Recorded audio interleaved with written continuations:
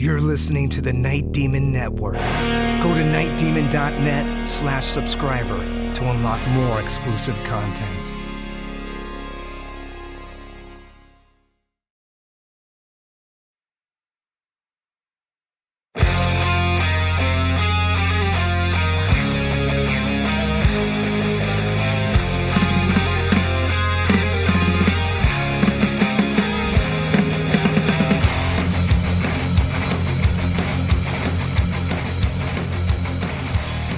Hello, and welcome to the Night Demon Heavy Metal Podcast. I'm your host, Nesbit, and today we're starting into the history of Night Demon.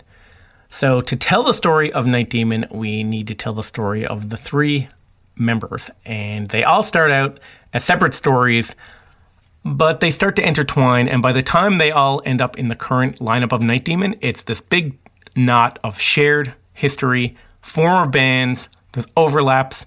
You'll see how these guys' history, it goes way back before Night Demon.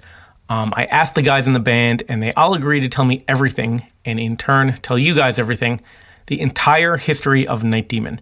So they agreed to strip away the heavy metal personas and give me full access to their stories. So this is Roots of the Demon, Part 1.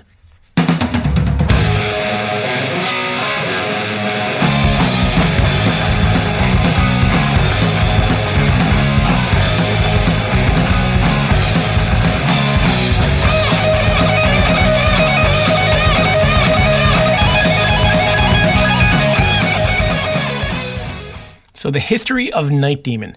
So before we get into it, I just want to say we're focusing on the history of the three current members of Night Demon, but there's also past members who are essential to the story of Night Demon. So just to answer any questions you guys might have, we invited all people close to the band in the early days, including former members, to participate. Some were up for it, some declined, some were, I think, more focused on like their current and future projects and didn't feel like digging back into history of a band that they're no longer in. But just to put it on record, anyone who has a role in the history of Night Demon, more than welcome to come on the podcast at any time. We reached out to them all, and I have a standing invite open if they change their minds. So I was thinking about putting together these episodes about the Night Demon story, and I got to thinking, how far back do we want to go? How deep do we want to go into the history, and how far back into the Night Demon story? So I decided to go all the way back. So here is Armand John Anthony, guitarist of Night Demon. Well, I was born in a city called San Bernardino, California, which is about, 90 miles south of Los Angeles at the foot of the San Bernardino Mountains. I didn't live there for very long. My family, my parents moved away from there when I was about 2-3 years old, maybe. They had a restaurant there. My family, my dad's side of the family was in the restaurant business. Being Greeks, they were into the diner kind of thing, but West Coast style. They had a chain of restaurants called the Mad Greek. And there's one surviving Mad Greek restaurant, which is in Baker, California. But anyway, so my dad was running one of those restaurants there in San Bernardino at the time I was born. Then after that, we moved to a city called Eagle Rock, California, which was a little more central Los Angeles, kind of near Glendale, Burbank. Yeah, born and raised in California. And I first got into music as a kid. Well, you can thank my dad for that, and my mom. My dad is a professional musician. He plays keyboards, piano, accordion, and he was always, that's what he did. Besides, running the occasional restaurant here and there, he would be playing, and he played Greek music, and a lot of nightclubs in LA at the time in the 80s that, catered to that kind of music and that kind of food and all that. So I was, always around that stuff as a kid. So I guess the first the first instrument I started playing was piano. Although I will say that I always had an inclination to the drums. My uncle had bought me one drum when I was about, I don't know, I think it was my 6th birthday or something like that. He bought me a floor tom, and I fucking tore that thing to shreds playing on it so often and very hardly. I even, wrote all over it to customize it. Back then I was into customizing my own instruments even before I knew what I was doing. So, but really, I guess when I was about 8 years old, my parents got me to start taking piano lessons. And I was not into it at all. I had this really old lady who was my teacher, and she'd come over after school or whatever, and we'd sit down and go through the little things, Mary had a little lamb, shit like that, and I was just not having it, I was just like, I just want to go out and play with my friends, in the backyard and go play war and army and play with fake guns and all that kind of, stuff that you do when you're 6 or 7 years old or 8 years old or whatever. So I didn't really stick with that. I mean, I think okay, here's the thing. So, my dad, being into the Greek music and all that kind of stuff, not being born in the States, he wasn't really into the rock and roll scene. He grew up with the Beatles and all that kind of shit and the Who and the Animals and, his bands where he grew up in Turkey, they were playing that kind of stuff, all the 60s kind of surf music, Shadows and all that. So he liked that kind of stuff. But I didn't really hear that stuff until later on, My mom had some records around the house. She was a little bit younger than my dad. She grew up in the late 60s and 70s and kind of got into the hippie thing a little bit. And, she was a folkie. She was into like Joan Baez and, people like that. And she had a guitar and she used to play acoustic guitar and sing songs, when we were little and stuff like that. So that kind of was how it got started. But I didn't really get into the point where I wanted to play until I think I heard my cousin gave me a tape of Appetite for Destruction by Guns N' Roses. Probably, I'd say around like 89 or something like that. And that was the craziest shit I'd ever heard. And that just completely fucking threw me for a loop.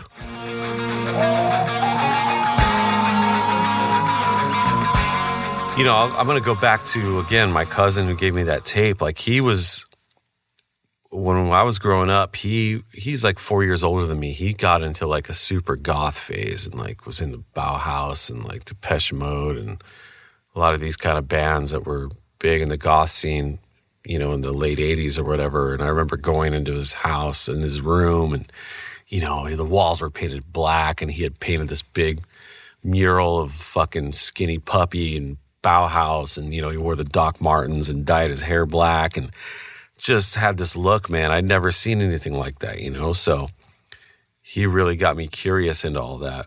So thanks, John Paul. Give you a shout out for that. That would have been my intro into metal. And then from there, from Guns N' Roses, I found, getting the magazines and then like reading about all these other bands, Black Sabbath and, fucking all the classics. I remember Megadeth was a big one for me too back then. Rust in Peace is one of my favorite albums, metal albums of all time. That thing blew my mind for a really long time. Then when the grunge thing hit, I remember having, here's one for Dusty. I had the Poison albums. I had the Warrant albums. I remember signing up for like Columbia House and those kind of things and getting all those records. And, that's how I was able to hear all this music, because we didn't have Spotify or we didn't have YouTube or, any of that shit at that time. It was the radio, which we all know what the radio does. I mean, there was some pretty good metal stations around then, like KNAC was a big one where I was at. They played a lot of good shit. And then MTV, and I was definitely watching MTV a lot, at that time. That was my only outlet. So besides that and just reading the guitar magazines or whatever else, and then I'd, order these fucking CDs, 12 CDs for a penny or whatever, and then I'd never pay for them and let that account go south, and then sign up for like the BMG music and do that one and get another 10 CDs or something, and just like, just spin these things until they fucking, wore down to nothing. By that time, we had moved away from Eagle Rock. We'd moved up to the high desert area.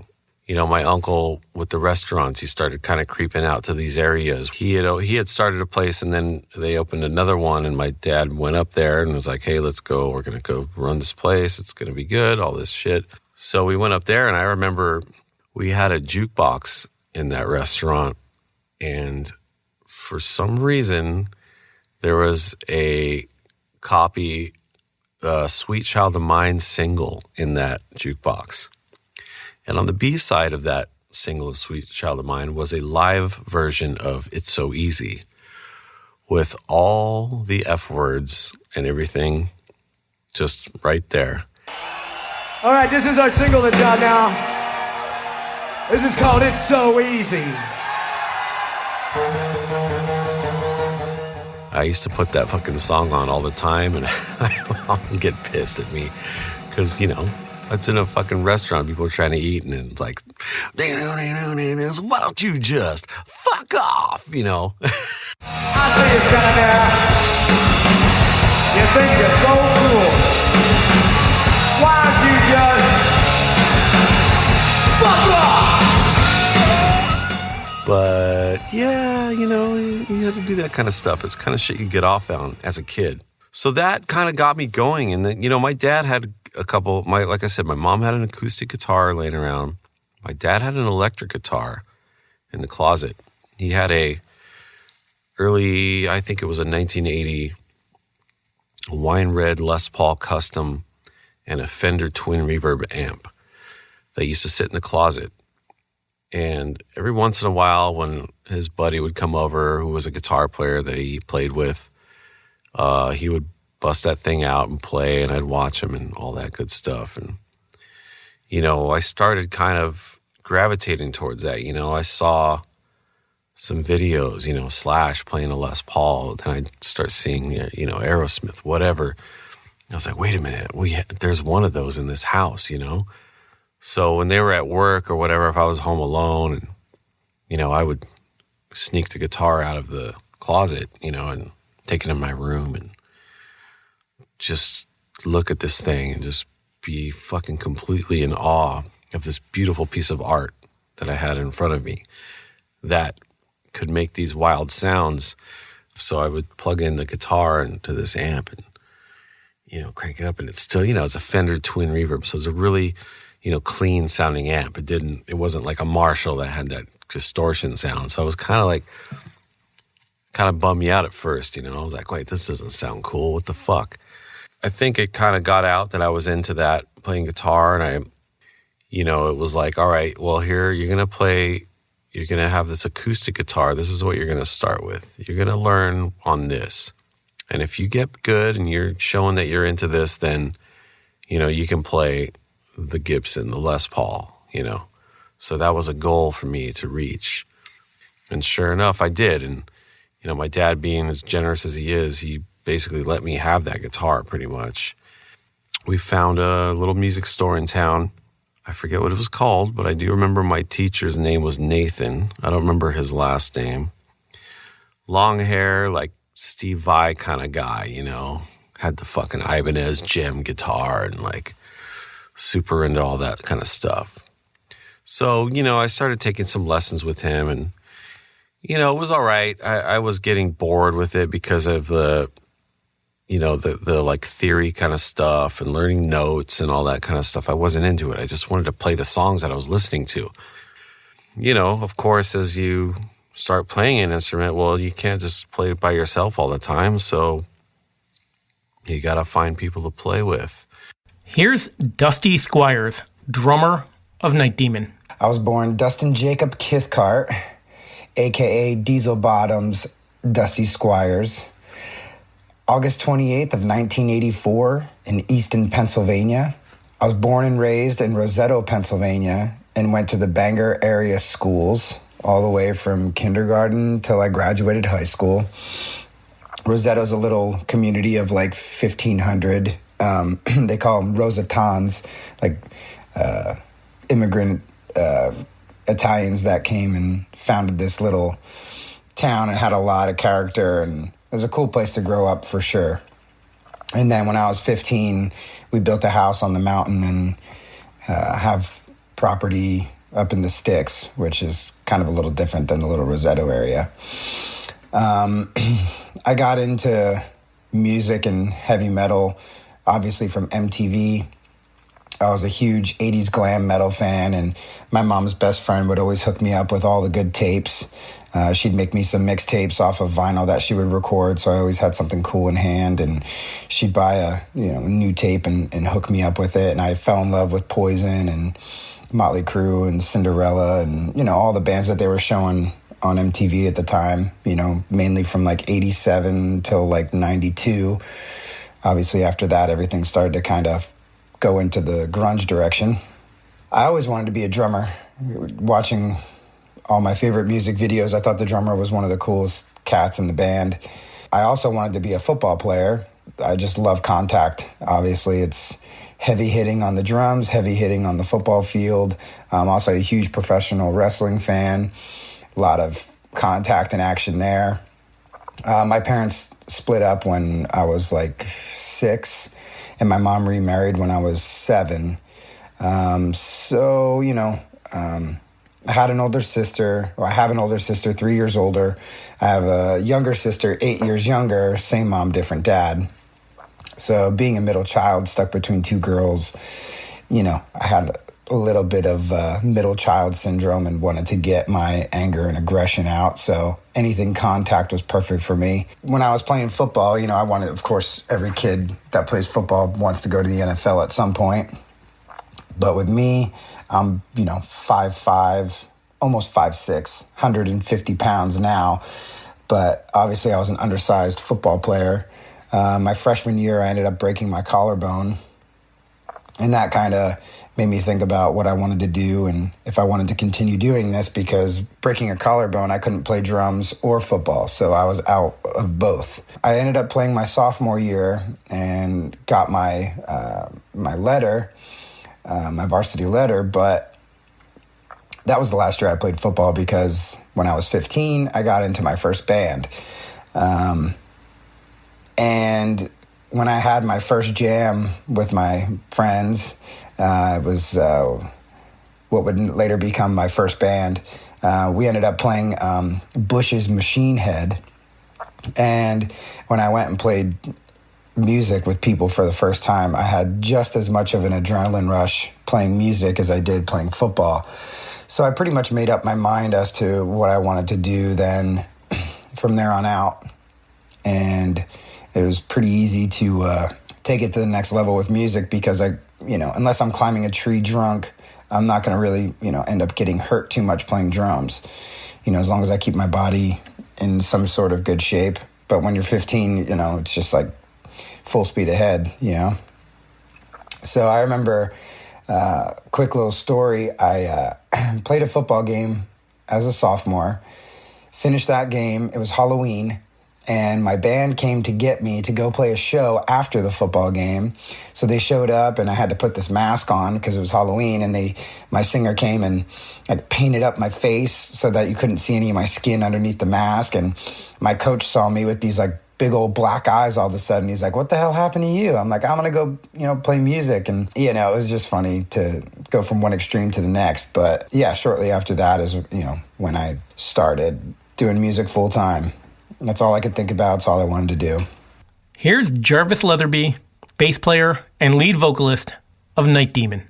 I was born on February 11th, 1981, in Arcadia, California, a suburb of Los Angeles. I was given the name Jeff Hershey upon birth. A lot of fans do not know that. If you didn't know me before 2011, I am Jarvis Leatherby. We'll get into that later on the podcast on how all that happened.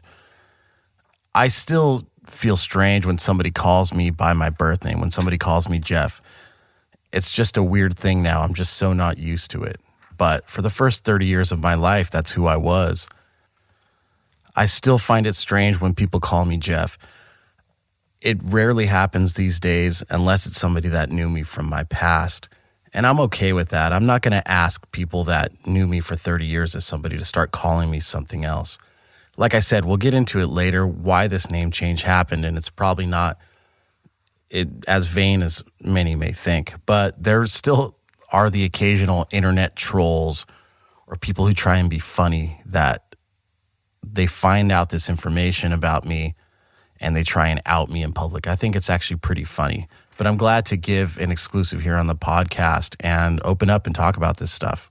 About a year after I was born, we moved to Ventura County, to Oxnard, specifically the city of Oxnard, which is the neighboring city of Ventura.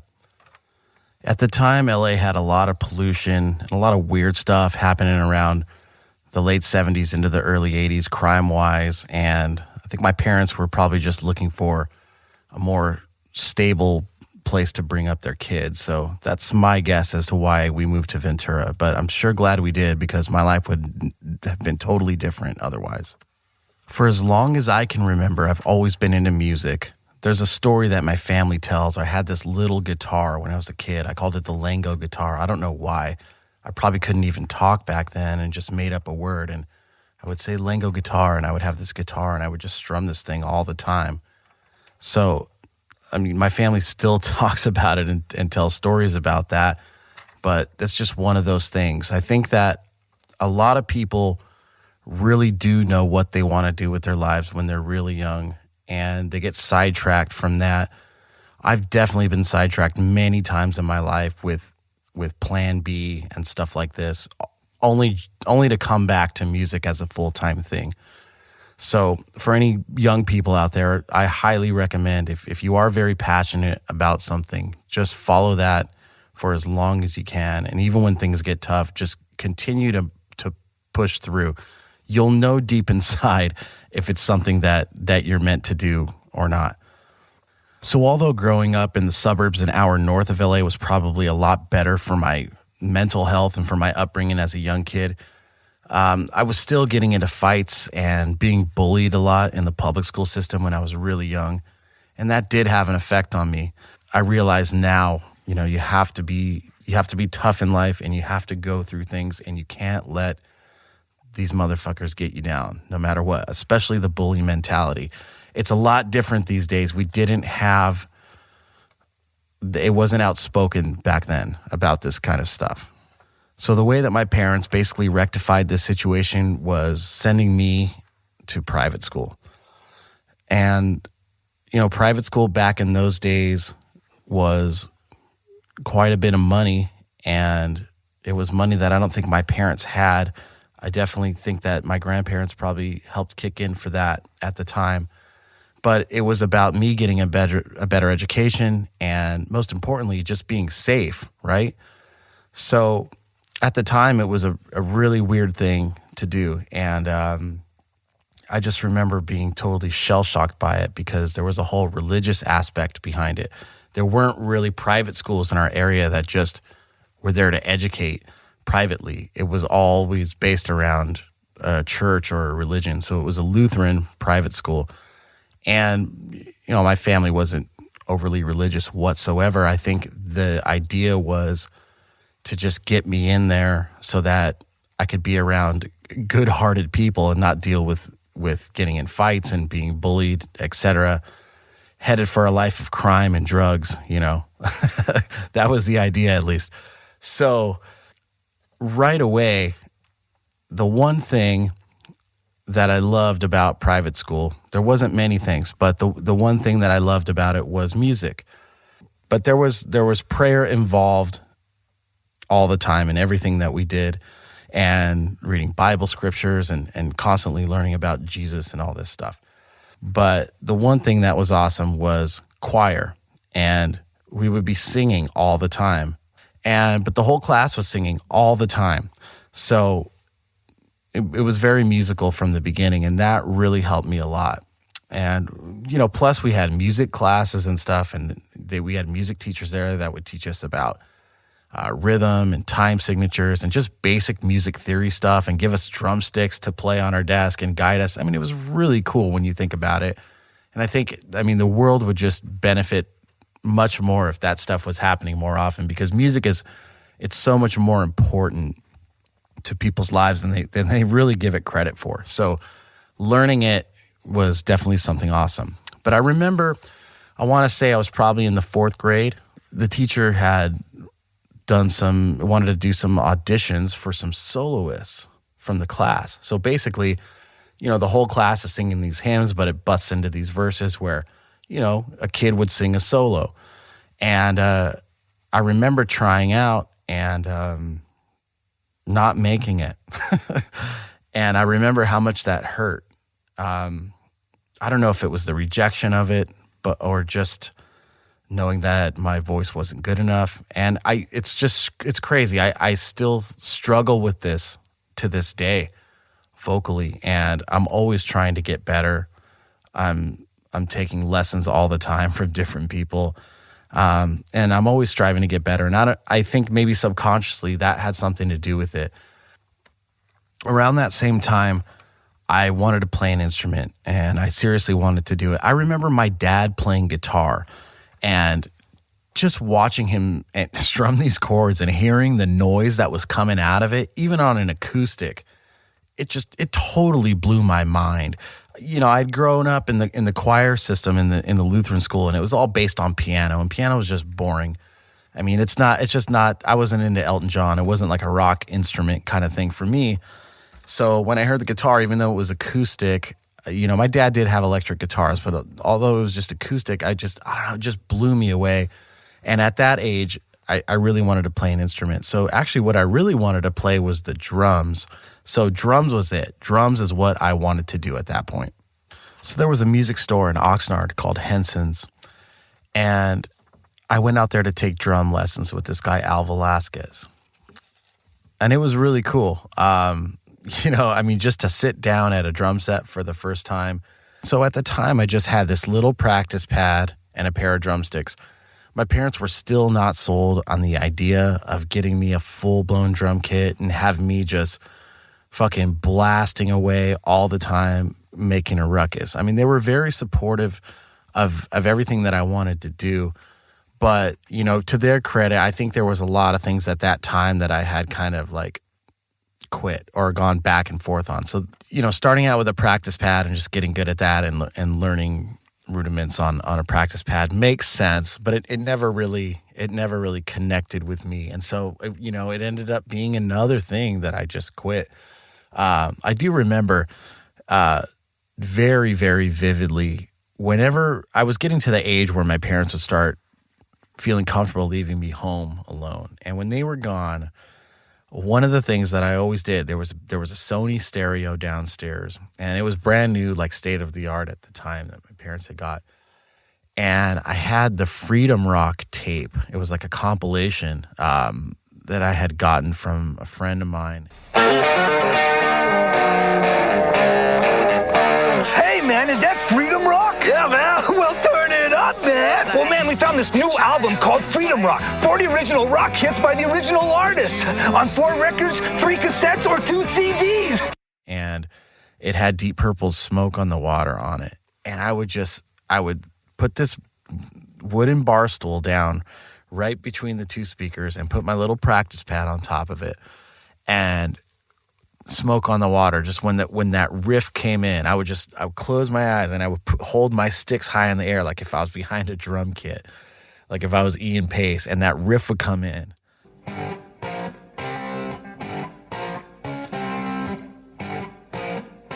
And then when the hi-hats come in, as I would play the hi-hats in the air. And then when the snare drum comes in, I would hit the drum pad like it was the snare drum, and I just imagined this big rock concert that I was playing with Deep Purple, and that's one of the things that I really remembered when that was. It's so funny because I hear it now. You hear the Smoke on the Water riff, and you just say, "Wow!" I mean, like, how cliche is that riff? That's like the Guitar Center riff. It is more popular than Stairway. That's like the intro riff to rock and roll. But there's something about it, because I can stand here today and say honestly that when I first heard that riff, and when I heard the buildup in that song and the power of that screamed rock and roll to me. It screamed rebellion to me. And that's when I knew for sure that at least that I was completely in love with rock and roll. It made me feel like nothing else ever had. So about a year and a half later, I kind of stopped with the drums, but I was getting really into music at this point. And Metallica's Black Album had come out. And I mean, Nirvana, Nevermind, stuff like that was also coming out around the same time. But I just never connected with Nirvana ever. I mean, I can appreciate it for sure. But when the Enter Sandman came out, and, I hate to say it because... but I'm just being honest here. I mean, that is probably you want to talk about a cliche metal song. I mean, Enter Sandman is just basic. I mean, if you listen to Metallica's body of work, Enter Sandman is, for me, I mean, is at the bottom. But it's that great, and it was that great. And the production of that song and that guitar riff, when it came out, it completely blew me away. It was just that sound. How is somebody making that sound? I wanted to make that sound.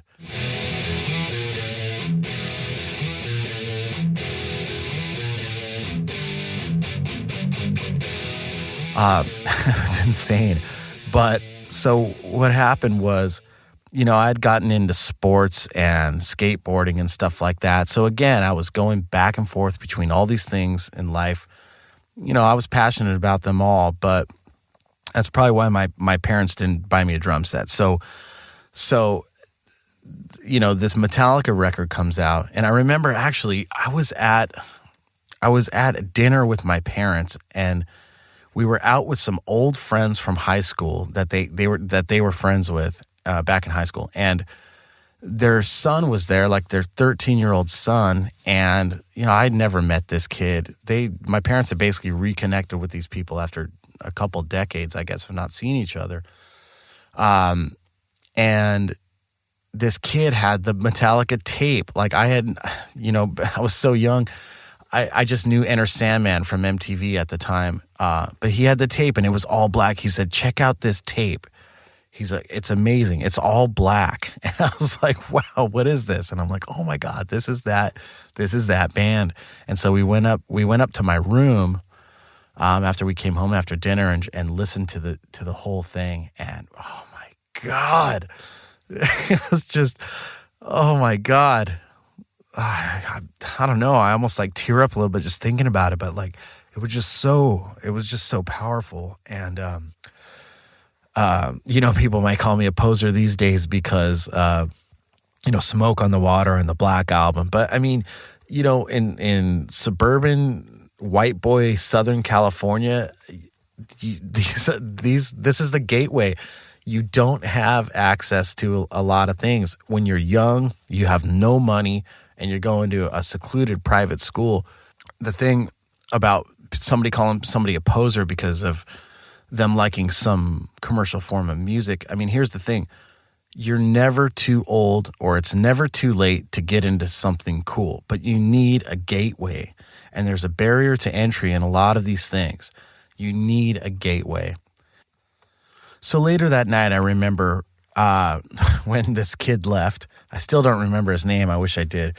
And I told my parents, "Hey, I want to play drums again." And they're like, "Oh boy, here we go again." But I was really serious about it. And so they said, "Okay, we're not buying you a drum kit, but you got to go back and take the lessons." So I said, "Fine." So here's what happened. I dusted off the drum pad. I got my drumsticks out, started practicing again, went back to Al Velasquez. So look, almost a year or two have passed since I stopped lessons with him, or we started doing some lessons. And down the hall was his brother, Mike. Mike Velasquez was the guitar teacher at Henson's Music. And out of his room, I could hear a guitar playing the intro to Sweet Child O' Mine from Guns N' Roses. And Guns N' Roses' Appetite for Destruction was one of the only other tapes that I had at the time. And the opening was just classic. But again, when you're so young, to hear something live, to hear live music or live guitar, a live electric guitar coming out of an amplifier, it really does something to you. And it just set me on fire. It was insane. So that was the last drum lesson I ever took. And I basically begged my parents for an electric guitar. And so Christmas of the following year in the 6th grade, my dad got me a Yamaha Pacifica, which was like a Fender Strat copy, but it had a humbucking pickup in it in the bridge, which was awesome. That's much more rock and metal. And he got me a little Squier 15-watt amp. It didn't have any distortion in it, but I had to learn how to create that. And that's a whole nother story. But that's when the journey began with the guitar. So I went back to Henson's Music now with my guitar to start taking guitar lessons. I ended up taking lessons from this guy, Charlie, who I totally didn't connect with. I was just a young kid looking to rock, and he was trying to teach me about, music theory and the notes and scales and how to play, and I was having none of it. But one day, he kind of appeased me a bit and brought in the sheet music to Metallica's One. And again, no internet then, so I'm in love with the Black Album. I've never even heard of the album Injustice for All. Never heard of it. Didn't even know it existed. Didn't know the song One existed. So here I am. I learned this intro to One, and I'm playing the song for about 6 months before I ever even heard Metallica's version of the song. So when I finally was able to get a tape, it was from my friend's older brother down the street. And I heard it, and I was like, "Oh my God, this is amazing!" And then I heard "Injustice for All," and I heard the whole record, and it just brought me into a whole nother world of Metallica, where it's like, "Wow, okay, this is the band that I fell in love with. This is," and now I'm going back and finding out that they had a record before, and this is just an amazing guitar onslaught. I was totally hooked. So now that I'm fully ingrained in metal, I'm starting to get tapes from my friends down the street. So, I was the oldest child in my family, so I never had an older brother or an older sister to pass things down, but a lot of my friends did. So I was getting into all kinds of stuff: Anthrax, AC/DC, Slayer, Megadeth. And there were local punk bands like Aggression and Ill Repute. I remember having the Ill Repute tape, and they had a song called Oxnard, and I was like, wow, this is amazing. These guys, they have an album out, and they're a local band, and they have a song about the town, and they're really aggressive, and it was just so cool getting into that stuff. And that's when I kind of really started feeling like, man, I want to be in a band. Black Death. I had met this guy, Dennis, at high. This was, I guess this was junior high or something, and we started my first band, and we called it Black Death. And unfortunately, there's no recordings or any video of it anywhere. And we started playing around a little bit, played a couple parties, and there was one infamous party that we played. It was somebody's house, I'm sure there was no parents around or anything like that. Who knows? I don't even know who the fuck it was. My memory of that time isn't very sharp. But I do remember we finished our set, and, I had left the guitar sitting in there next to the gear, whatever, on a stand. And, whatever we were doing, fucking around outside and, doing whatever, drinking, smoking, whatever. somebody walks up the driveway and they're holding my guitar. And they're like, dude, we just fucking got this back. Somebody stole it from the house. And we chased them down the road and they like drug it behind their car or something like that. And like dropped it or threw it off the back of the truck or something like that.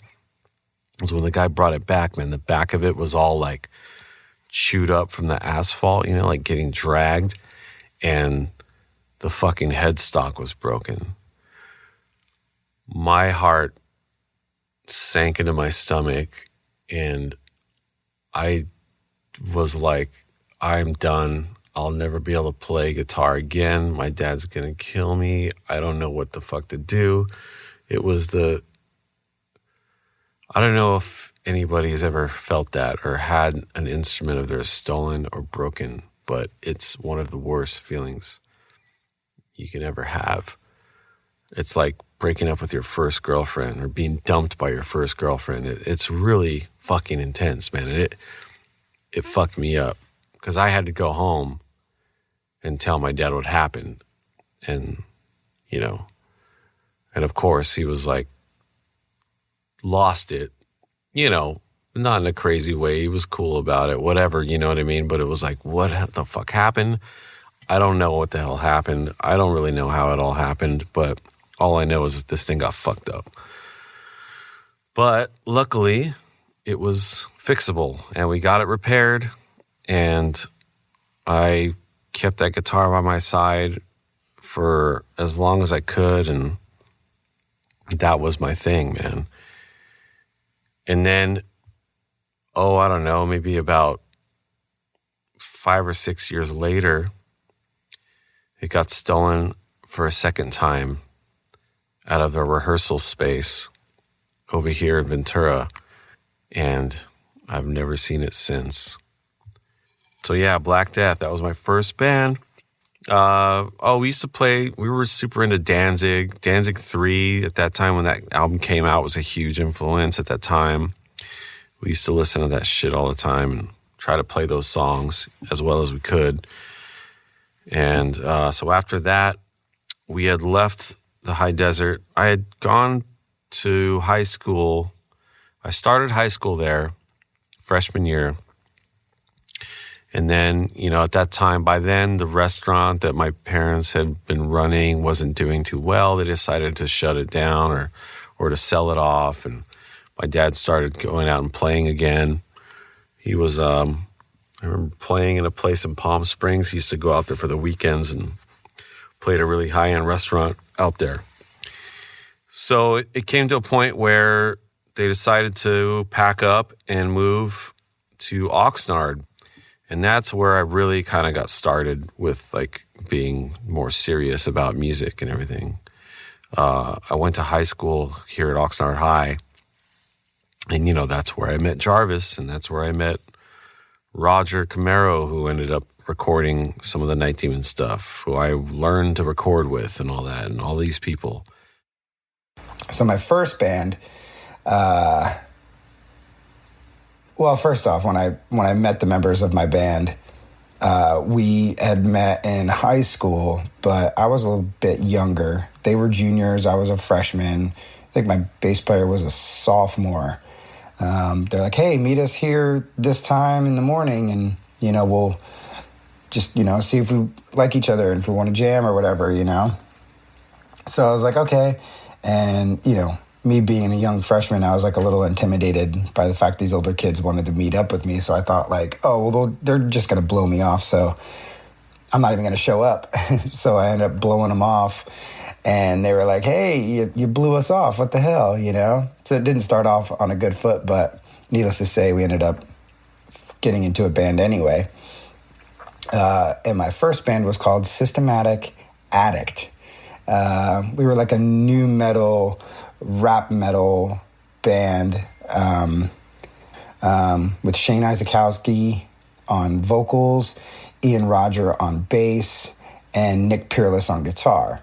We did covers like, Korn and System of a Down, Deftones, Rage Against the Machine, Linkin Park, Papa Roach, that new metal stuff that was popular from 2000 to 2004.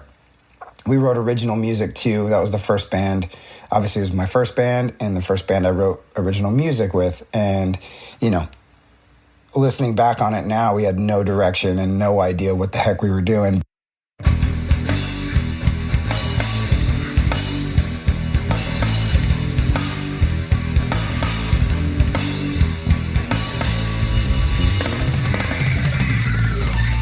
Get up!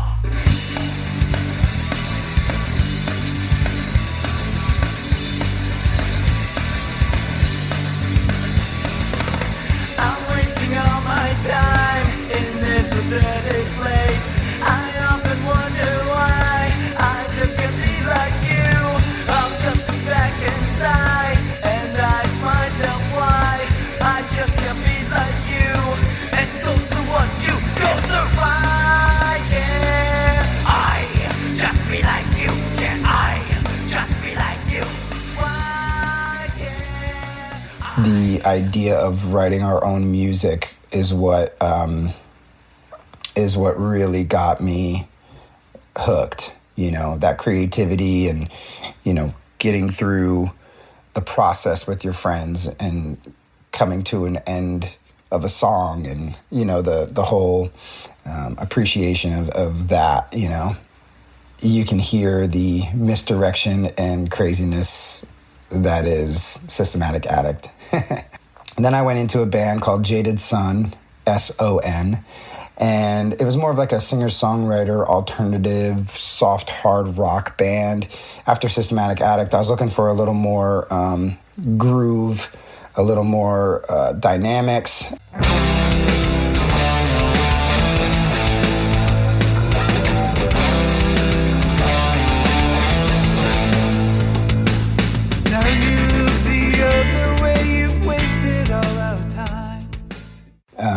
Josh Samoji on vocals and guitar, Mike Peerless on bass, and Nick Peerless on guitar. So Nick and I went from Systematic Addict into Jaded Son together, and Josh and Mike have always been good friends, a little bit older. Mike is Nick's older brother.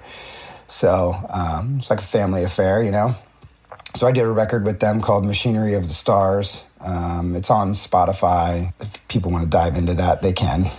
So in the fall of 93, we were in the 8th grade, and this is the final year of the school. And one of our teachers had kind of set up like a movie day, and was just like, hey, you know, we were excited. This is out of the norm. We don't have to go to class today and do a bunch of boring work or copy the Bible.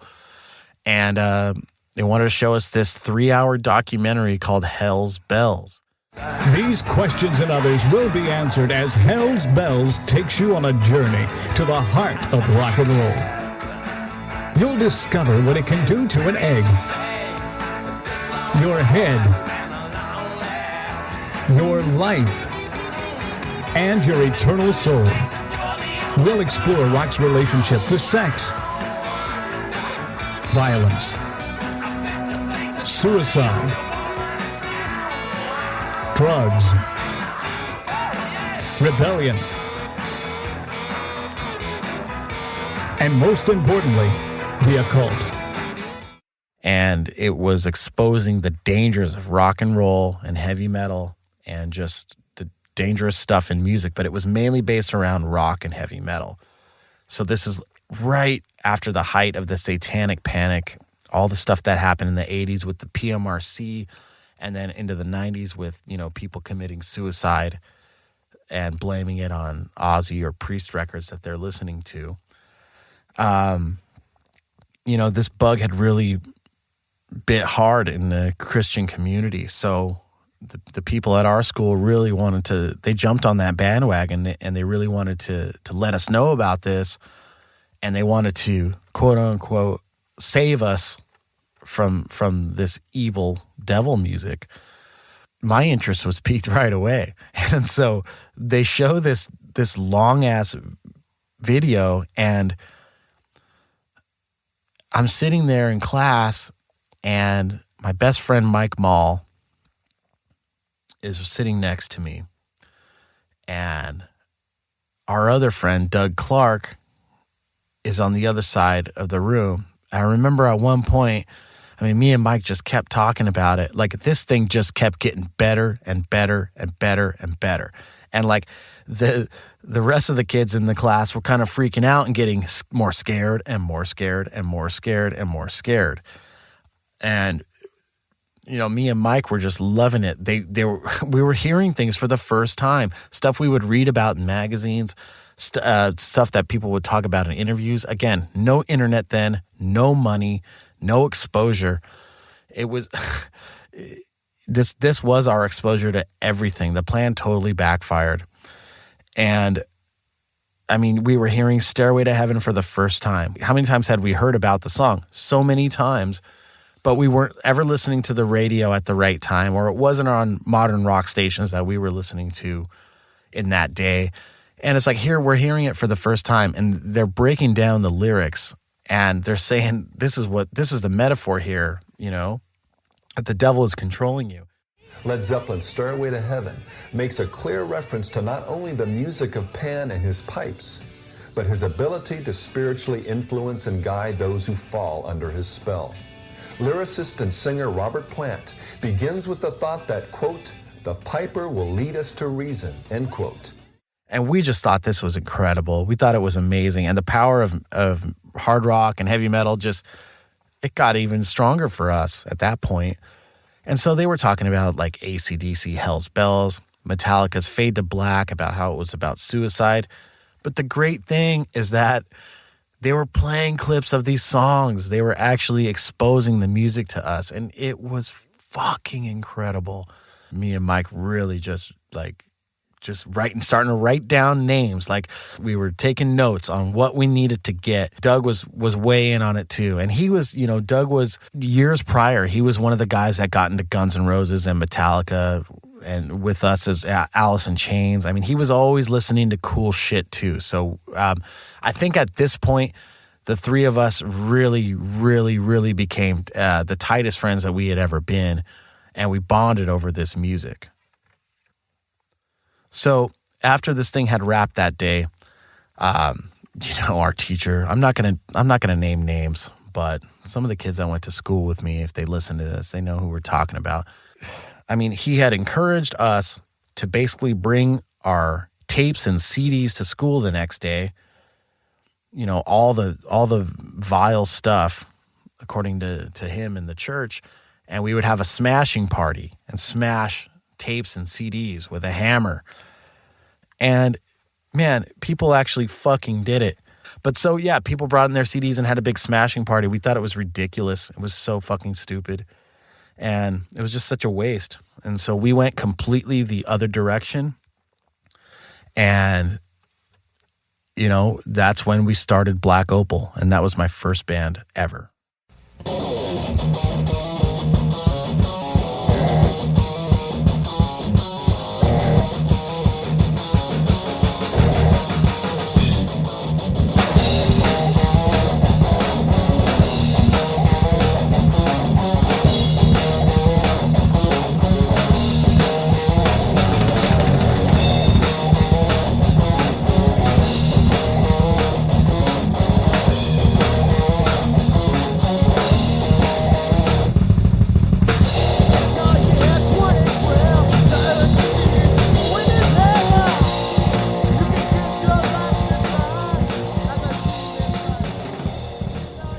So that's it for part one of the roots of Night Demon, and how Dusty, Jarvis, and Armand got into music and how that led up to them starting their first bands. And we'll pick it up next week with more about Jarvis's first band, Black Opal, as well as New Liberty and, a bunch of the other bands the guys were in. We'll also get into the entrance of Brent Woodward and how he planted the seeds of what would become Night Demon. So lots of cool clips to come, lots of cool history yet to come. So be sure to tune in. And also, as always, be sure to check out the bonus section on nightdemon.net. We'll have full-length audio of the bands we talked about and some vintage early pictures of the guys.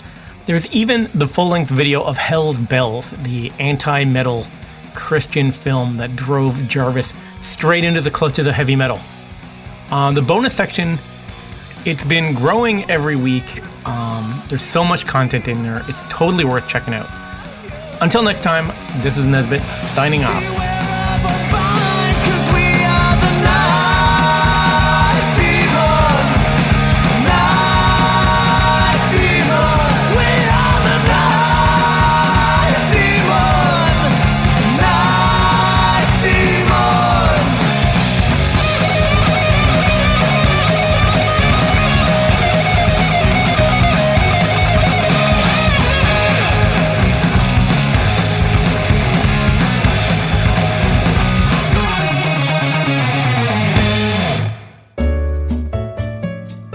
Thanks for listening to the Night Demon Heavy Metal Podcast. Head over to nightdemon.net, click on the subscriber tab, and sign up to access exclusive weekly bonus content. If you would like to donate to support the Night Demon Heavy Metal Podcast, you can do so through PayPal at paypal.me/nightdemonmetal. Additionally, if you have not already done so, please subscribe, like, rate, and review the show on iTunes or wherever you listen to podcasts.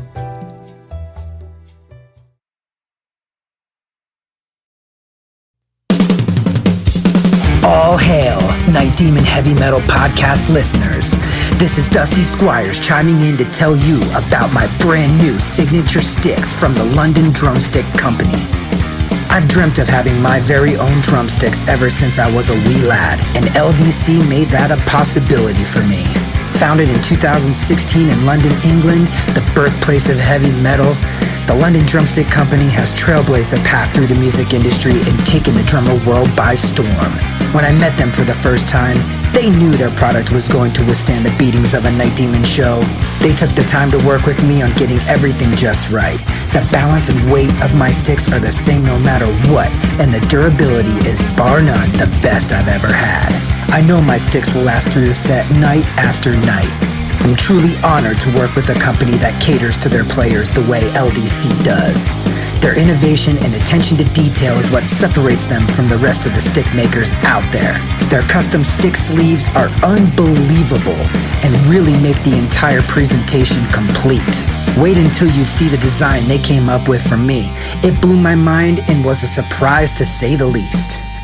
They have all kinds of amazing swag, including hoodies, t-shirts, drummer shorts, drum keys, stick bags, towels, face masks, practice pads, and much, much more. Even if you're not a drummer, you can be a part of Demon history and order my brand new signature sticks direct from their website. How cool is that? And to top it off, the London Drumstick Company are giving an exclusive offer to the Night Demon Heavy Metal Podcast listeners. Go to londondrumsticks.co.uk and receive a 15% store-wide discount using promo code DEMONSTICKS. All capital letters, no spaces, Demon Sticks. DEMONSTICKS. I can't thank everyone there enough for the opportunity to be a part of their family and for them trusting me with their amazing products. See you metal maniacs on the road very soon. And yes, the wood chips will be flying.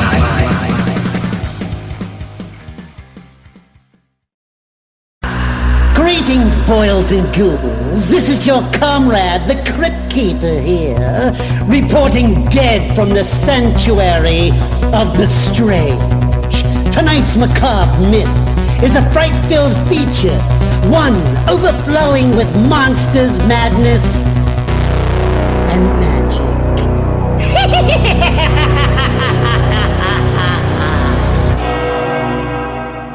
Visit our website at monstersmadnessandmagic.com to stay up to date on all the dark dealings within the sanctuary of the strange. Enjoy the show. Hey Metalheads, I'm Mark and I host the Metal Forge. Let me tell you about the show. The Metal Forge features the best underground metal from all over the world. We spend every week with a different artist with interviews, in-depth conversations, and most of all, the music. We also feature audience interactivity where you can submit your questions to the upcoming guests.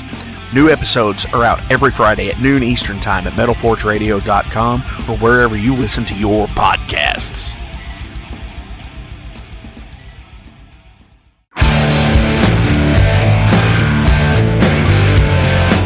Want to know what's going on in the world of music? Then tune in to the Nothing Shocking Podcast, a non-genre based, all-ages friendly rock and roll program. Join us weekly for interviews with all your favorite rock stars from the mainstream to the underground. You can find us at nothingshocking.libsyn.com or anywhere you download podcasts.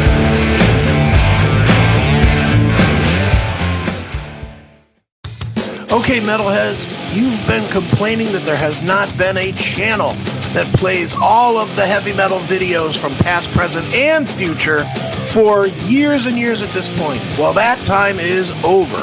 Heavy Metal Television is back. HeavyMetalTelevision.net is the website. Go there. You can see videos playing 24/7, 365, all the time. All the best from the old school, the new school, and everything in between. Check it out, HeavyMetalTelevision.net. It is where the metal is.